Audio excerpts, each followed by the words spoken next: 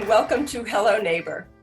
Today we have as our guest John Noto, a Lowell resident and scientist, and I'm so interested in getting to know him a bit better. So thank you for joining us. Sure. Love to be here. Love LTC. Great. All right. Well, we should talk about that too. But anyway, I always start by asking about your childhood. Where did you grow up and what was your family like? So I grew up as part of a large Italian family in the northernmost tip of the Bronx, sort of the southernmost tip of Westchester County, by Pelham Bay and City Island. And so I had a fascinating childhood. I mean, I'm the youngest by like 12 years. So I had fascinating childhood where I grew up in New York City, but I was so close to the suburbs, it was actually cheaper for me to go to the suburban schools. So New York City would pay for me to go to a suburban high school, for example, instead of busing me all the way down the Bronx to the public school. So I had sort of the best of both worlds, and I grew up in New York City. And I always had an interest in science. I built a telescope when I was about 12, and I dragged the entire family out to look at the planet Saturn with it. I remember that very vividly. Did you go to a public school or a private school? Oh, I'm a totally public school, totally public. I'm really a product of New York City public education, which is pretty good. At least back in the 70s, early 80s. And did you have siblings? Oh, so you were the youngest. So how many? I was the youngest, so I had two brothers and a sister. I have two brothers and a sister. Plus, I had four uncles or three uncles and an aunt, and they each had four kids. So we had about what's 4 times 4? About 16 cousins floating around, and then we had some other second cousins. So it was a big family, big holiday meals together, and it was a lot of fun. And they all lived close by? We did. We all lived within, my grandparents lived in Little Italy in Manhattan, and I had a lot of aunts and uncles who lived in various parts of the Bronx, and as people would become more successful, they would move out of the city and move up to Connecticut, so sort of between Greenwich, Connecticut, and Manhattan, where everybody lived. And were your parents scientists as well? My father was an engineer. My mother is a school teacher. She taught high school special education. And what kind of engineer was your father? He was at the time it was called an industrial engineer. Now you'd probably call him a systems engineer. But really his talent was designing laboratories for people. So he and my grandfather took my grandfather's plumbing supply company and turned it into one of the early sort of catalog companies for scientific equipment. And he would go around and design laboratories for hospitals and in Indian Point and sell them laboratory supplies and equipment. Well, that's great. And when did you move to Lowell? And why? So why did I move to Lowell? Well, I moved to Lowell because I missed the city experience, growing up in the Bronx. I came to Massachusetts, as many do, for school, for graduate school. And after graduate school, I started a business, and the business grew and moved to Chelmsford. So I'm on the verge of moving to Chelmsford. I asked people where I should live, and they said, go west. So you got to go to Westford, Ayer, Harvard. So I ended up in Ayer, and I lived, the suburban dream for about 10 years in Ayer, and I didn't really enjoy it. So when circumstances presented themselves, I moved to Lowell in 2008, and I live right downtown. And I just like being in the city. I mean, whether it's the noise or the ability to walk places and all the interesting people, I don't know, but I just really enjoy it. I've been here since 2000, which is 12 years, which is a long time for me, and I'm still very happy with it. That's great. And do you have a family here, or it's just you? Just me. Okay, very good. And so you hang out at all the restaurants downtown. I think it's a nice community down there. I do. I mean, different restaurants, different bars. When I was working in Chelmsford and living in Ayer, I started to come down to Lowell for the music scene, the restaurants, and I realized why I should just move here. Very good. So what's your graduate degree, or tell us about your educational background? So I started off in engineering, and then I switched into physics and astronomy. And then I went to Tufts for graduate school, and I got a master's degree in physics. And then I switched a little bit. I switched over to sort of astronomy and astrophysics, or space physics as we call it. And that's, I spent 5 years at BU getting a doctorate in space physics, which is the study of sort of the interaction of the Earth and the sun. And my thesis was on the evolution of the terrestrial planets. So why the terrestrial planets are Mercury, Venus, Earth, and Mars. And why are they so different from each other? Right? They formed at the same time, but they're all very different. So why is that? So that was sort of the core of my thesis, and I still pursue that. What makes them terrestrial and the other planets not? Well, because the four inner planets are rock. They're basically rock, whereas the other planets are called gas giants. So they're equal amounts rock and gas, right? So they have these vast atmospheres, and we can never even visit the surface of Jupiter, for example. It would be crushed. So, but Mercury and Venus, Earth and Mars, have a rocky surface, a thin atmosphere, relatively thin. You could land on it. We of course can run around naked on the Earth. We can't do that on the other planet. So. Very interesting. So, what was your first company? Well, I started a company called Scientific Solutions, and I took an idea from when I was a graduate student, and I commercialized it. It's sort of an optical tunable filter. It's a little bit esoteric, but it built up this manufacturing company, engineering company, and we ended up doing a lot of precision optics for the aerospace industry. And I did that for about 20 years until I sold the company in 2016 to computational physics, where I work now. And that company is a larger defense contractor.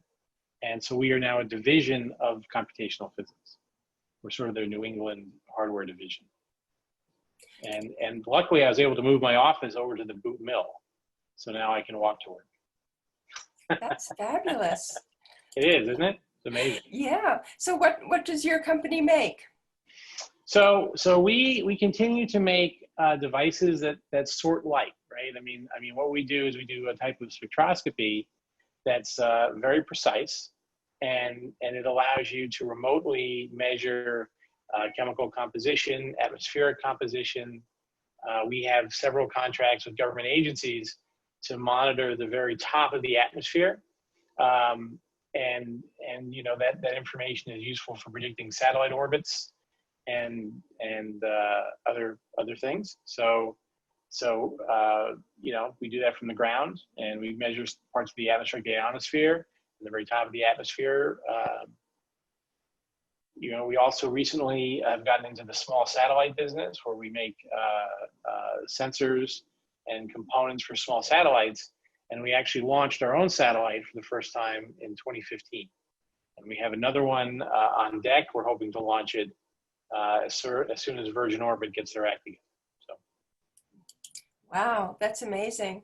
Well, do you also do work in climate science? I would imagine that would be helpful also with So it's interesting. The part of the atmosphere that I usually work with is above the CO2 layer. So we don't really do a lot of work with climate science. Although I was a bit of a skeptic in climate science in the 80s, maybe in the early 90s. But when I started seeing the effects of climate change in our own data, and how it's even affecting the very top of the atmosphere, that's so dramatic that it really convinced me on how serious it is. Yeah. And how did you get started? So you're working in this big industry and doing a lot of scientific work. How did you get started with Lowell Makes, and what is the vision for Lowell Makes? Lowell Makes.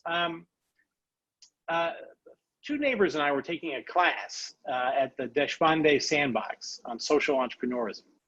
And my neighbors were Eric Sack, who I'm sure you guys know well, and Kamal Jain, who lived in the Acre. And he was a very, very sort of Lowell centric guy. He was very community oriented and really into that, to sort of building up the community. And at the end of this class, we're supposed to pursue a project. And Kamal really thought we needed a makerspace. At the time, I didn't even know what a makerspace was. So he was like, no, we need a makerspace. And we went down to Artisans Asylum in Somerville. And that is just an amazing, magical place, right? It's 40,000 square feet dedicated to making stuff. And I've always loved making stuff. I came from, when I was a kid, I used to make stuff with my dad, who was an engineer. I remember watching my oldest brother rebuild a Volkswagen Bug. And he remade the engine using a lathe, and it was fascinating to be a little kid and watching this, right? And so I think people today don't have those opportunities, right? Especially because everything is software based, or I just bought a new car. I have a Volkswagen. I can open the hood and add windshield washer fluid, but I can't actually fix anything on the car, right? It's not it's not capable of that. So I thought having a place where people could come and sort of learn the traditional making stuff, woodworking, metalworking, pottery, and also newer stuff, software, microcontrollers, robotics, was an awesome idea. So the three of us, came back and found, we surveyed Lowell. We had a big meeting at LTC. I'll never forget this. We had 100 people show up saying they were interested in a makerspace. So then we, the hard work began. We found a willing landlord who gave us a real discount. I got to plug Nick Saris for helping us out in the beginning, still helping us out today. And he had this old basement, this old gym. We converted it into a sort of a proto makerspace, and people started showing up, and we started growing, and it's been an incredible 7 years. I can't believe it's been 7 years. We have 150 members. And now we just bought a building at Western Avenue, and that building is 26,000 square feet. We're renting out 6,000 or 7,000 square feet to commercial tenants to help defray the mortgage costs. And then, and then we're going to build it up. We have, Rycon Tools is a major supporter of our wood shop, and they've allowed us, we're actually doubling our wood shop. We're going to have a 2,400 square foot wood shop with, private bays that people can work in, and a finishing room, and all new Rycon tools. We're going to have, we increased our machine shop. So it's going to have some, we have a couple of knee mills, and we have some good stuff. Then we also have pottery, 3D printing, electronics, and they're all getting a little bit of a bump up. And, we hope to be 200-300 members at some point. And are these members entrepreneurs, or are they just people who want to play? Well, that's the fascinating thing. A lot of people say, that you need to create a makerspace that you target for entrepreneurs, or you do something. And really, the makerspaces that thrive have a mix of people, right? So we have many people who are entrepreneurs, either who have a full-time business they run out of Lowell Makes, or as a side gig, right? Or maybe just an artisan who once a year likes to put out a table with some of their goods and sell them. Right? So there's different levels of entrepreneurship. And also we have people who just come in to play.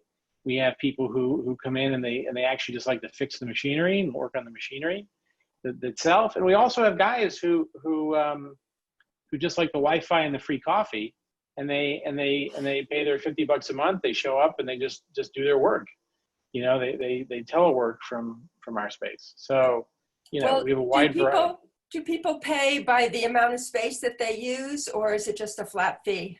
So we have two kinds of membership. We have several kinds of membership. We have a flat fee membership, which is you basically pay $50 a month. You get access to everything, as long as you know how to use it safely. We do tests for that, and that's the most common membership. That's our maker membership. If you want private space, like a desk or floor space or even a little room, you can pay extra and achieve those goals. And then we do have members like entrepreneur members, which have storage perks and the ability to schedule a specific machine. So you always get priority on that machine. So we cater to all people. We work hard to be affordable and, keep it about $50 a month for a basic membership, cheaper than cable. It seems like there's a big confluence, and I know you're also involved in E4All. Yeah. But do you work together with E4All to help the people that are in your makerspace get started? Well, I'm a mentor both for E4All, and I mentor for a national accelerator called ICOR from the National Science Foundation. So I'm always willing to help mentor either businesses in Lowell, whether you're my neighbor or at Lowell Makes, and I do offer advice, and I do mentor through E4All. We do have a partnership with E4All. I wish more makers would sort of work with E4All. I think it's an amazing resource and an amazing program. I mean, where else can you get that sort of mentorship and education for free? Well, you must have amazing skills to come out of graduate school and start up a business that was then bought out by this bigger business. And how did you learn your business skills coming out of science? So, I simply, I kept making mistakes, right? I've made every possible mistake. And that's I think my real value as a mentor is I can tell people what mistakes I've made, right? I have no magic dust. I have no secret. I can just, all I can say is don't give up.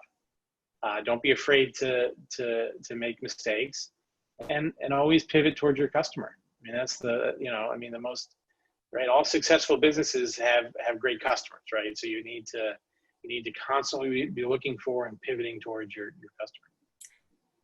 When you say pivoting towards, that means like developing products that are actually needed by customers. Yeah, I mean, you have to understand why the customer is giving you money, right? I mean, you might think the customer is giving you money for the delicious cup of coffee, but really they're buying the coffee so they can sit at your table and use your Wi-Fi, right? I mean, because they have to get out of the house or something, right? So really understanding your customer needs is number one for any business, whether you're an aerospace company or a restaurant.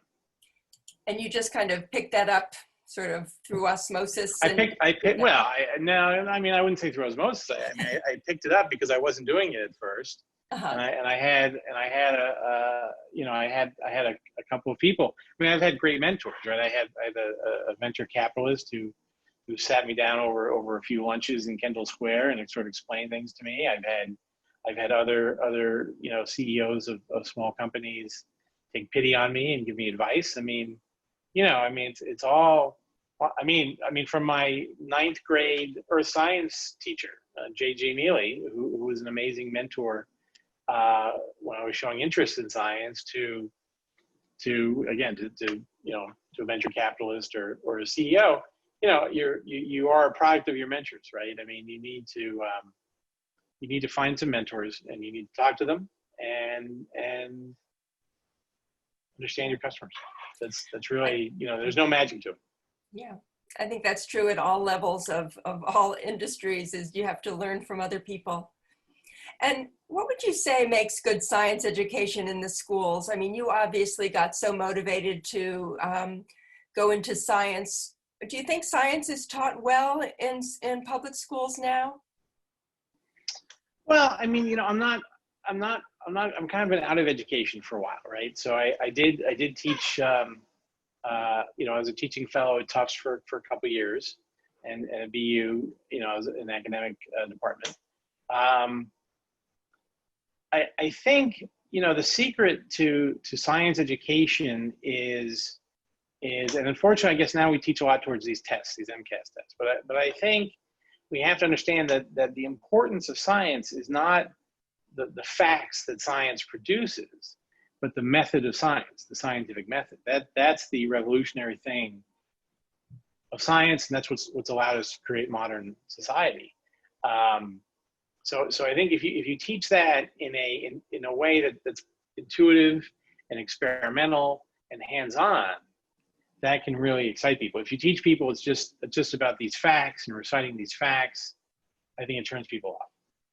So, you know, I think kids are curious, and they're natural born scientists. I mean, there's this idea you have to be really smart to be a scientist.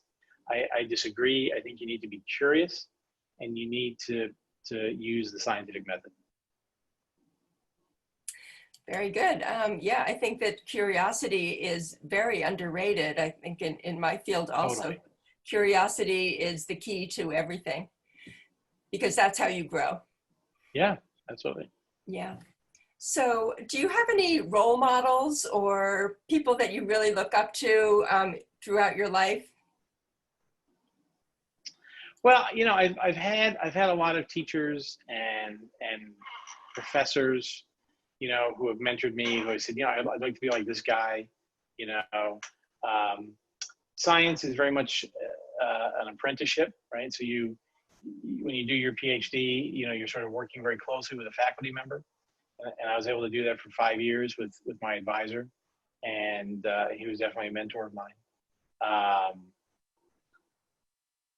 You know, I mean, as an inventor, I think, you know, this is going to be a little bit weird, but Ron Popeil, the inventor, the creator of Ronco, you've probably seen all these weird kitchen gadgets he comes up with.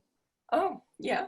Yeah, I think he's one of the greatest inventors around, and you know, he one of his first inventions was a device that scrambles an egg inside the shell. So you take an egg and you put it on this little stand, and needle vibrates inside the egg, and it scrambles the egg. And I have one of those things, and it's inspiring, because every time I come with an idea, I say, does it beat scrambling the egg in the shell, right? I mean, that's really a high bar. So I think he's one of our greatest inventors.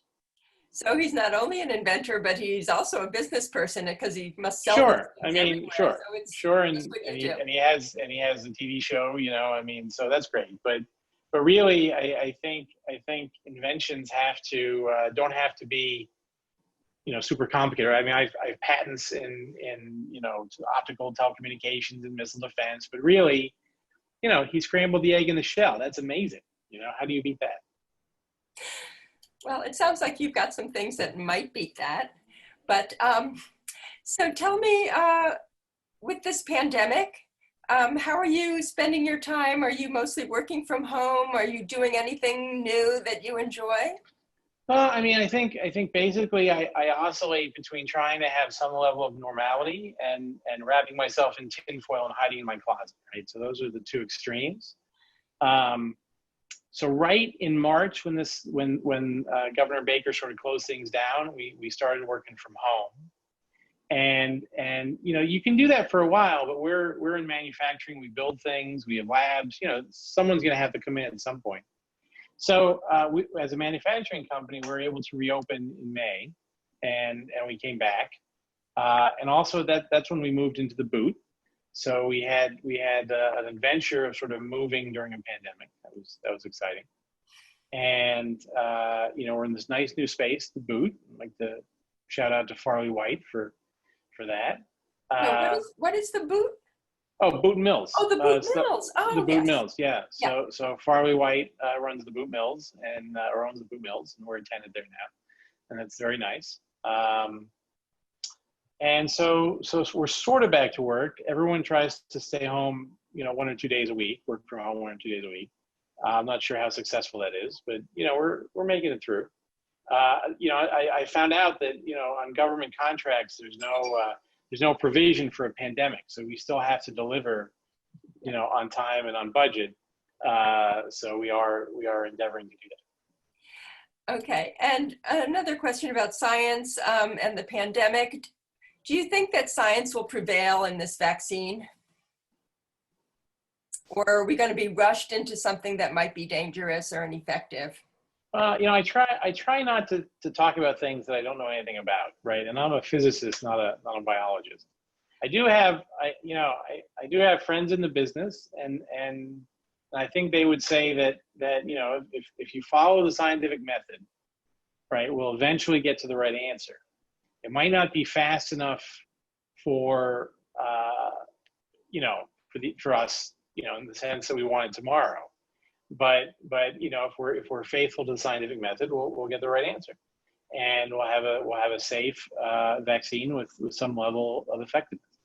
I don't think we should rush through it. I don't think we should make some crazy assumption. I'm a little bit worried about both the Chinese and the Russians sort of producing this untested vaccine. I mean, I don't really know what's going on there, but I think eventually, we've beaten worse diseases, right? We have, measles is far more transmissible, and we have a vaccine for that. I mean, polio was devastating in, I guess, the early part of the 20th century, and we had a vaccine for that. So I think eventually we'll have a vaccine for this. We just have to be patient. That's the hard part, right? We have to be patient, and we have to deal with Zoom. Yes, but thank goodness we have Zoom, because otherwise we would be really stuck in our homes. I know. I wish I'd invested in Zoom last year. I mean, it's amazing. Yeah. Well, thank you so much for joining us on Hello Neighbor. And, Sure. and thank you, viewers, for watching at home, and hope to see you next time on Hello Neighbor. Bye-bye.